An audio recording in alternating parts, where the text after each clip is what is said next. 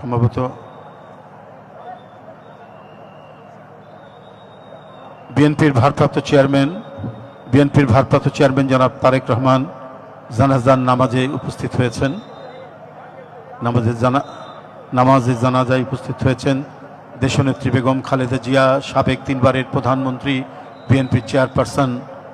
তার লাশবাহী গাড়ি, কফিনের গাড়িটা আর বোধহয়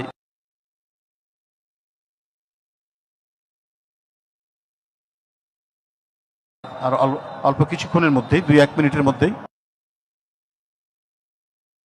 চুল পড়া অনেক কমে গেছে, থ্যাংক ইউ মা। চুলের ভিটামিন জুই মাল্টিভিটামিন কোকোনাট অয়েল।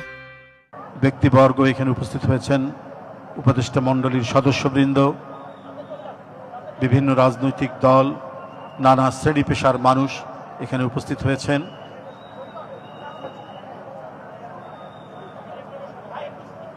কফিন আর কিছুক্ষণের মধ্যেই কফিন চলে এসেছে। এখন